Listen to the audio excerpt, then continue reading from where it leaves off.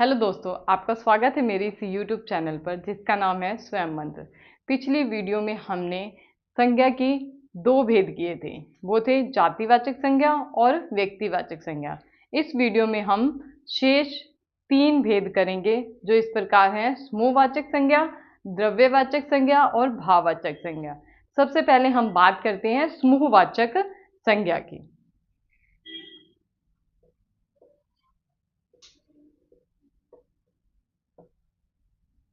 समूहवाचक संज्ञा। सबसे पहले हम समूहवाचक संज्ञा की परिभाषा के बारे में बात करेंगे, फिर हम इसके उदाहरण करेंगे।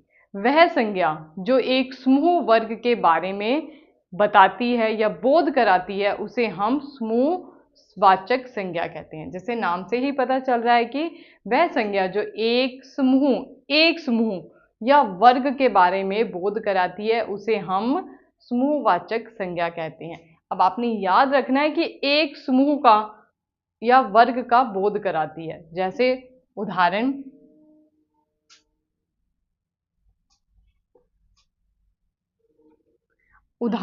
हम बात करते हैं कक्षा।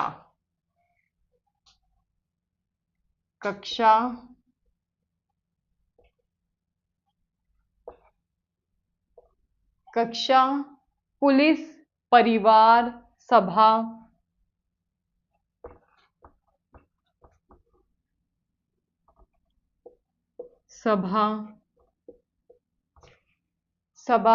संसद या कोई भी गुच्छे की बात करें तो वो किसके अंतर्गत आएंगी? वो आएंगी समूहवाचक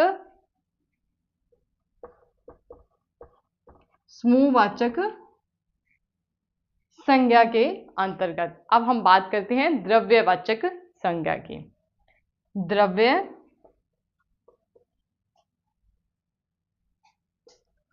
ये द्रव्यवाचक संज्ञा, इसमें बच्चे काफी डाउट में रहते हैं।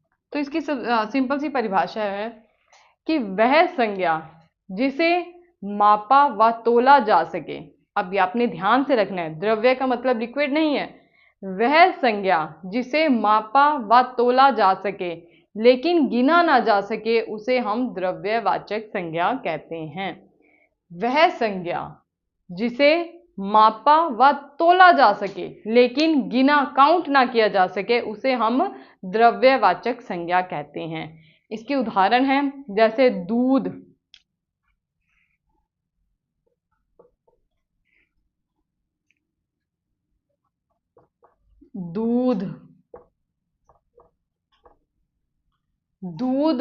मक्खन, चावल,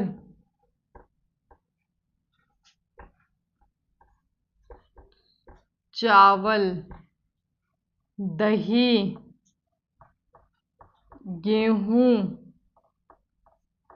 सोना, चांदी।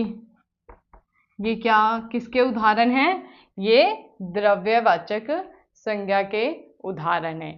वह संज्ञा जिसे मापा व तोला जा सके लेकिन गिना ना जा सके उसे हम द्रव्यवाचक संज्ञा कहते हैं। जैसे दूध, मक्खन, चावल, दही, गेहूं, सोना, चांदी। अब आपने याद रखना है, कई बच्चे बहुत कंफ्यूज होते हैं कि जो गेहूं है वो क्या है, उसे तो हम काउंट कर सकते हैं लेकिन वो किसके अंतर्गत आएगा? द्रव्यवाचक संज्ञा के अंतर्गत। अब हम बात करते हैं भाववाचक संज्ञा की। भाववाचक संज्ञा।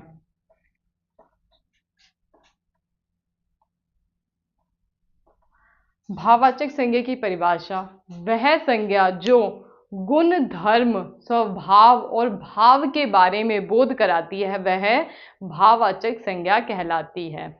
वह संज्ञा जो गुण, धर्म, स्वभाव और भाव के बारे में बोध कराती है उसे हम भाववाचक संज्ञा कहते हैं। भाववाचक संज्ञा अर्थात जिसे हम देख नहीं सकते लेकिन फील कर सकते हैं उसे हम भाववाचक संज्ञा कहते हैं। इसकी जो उदाहरण होती है वो सबसे ज्यादा कॉम्पिटिटिव एग्जाम में पूछी जाती हैं, भाववाचक संज्ञा और द्रव्यवाचक संज्ञा की। तो आपने इनकी उदाहरण बहुत ध्यान से पढ़नी है।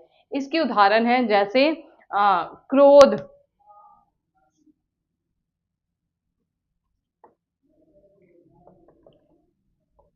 क्रोध, ईर्ष्या, ईमानदारी, मिठास, ये भाववाचक संज्ञा की उदाहरण है। गुरुत्व, जलन, खुजली, खुजली भी इसकी उदाहरण है। ये आपने याद रखना है, ये आया था पेपर में। खुजली किसकी उदाहरण है? भाववाचक संज्ञा की। तो मैं आशा करती हूँ कि आपको समूहवाचक संज्ञा, द्रव्यवाचक संज्ञा और भाववाचक संज्ञा की परिभाषा और उनकी उदाहरण अच्छे से समझ आ गई होगी। तो हम मिलते हैं अगली वीडियो में। धन्यवाद।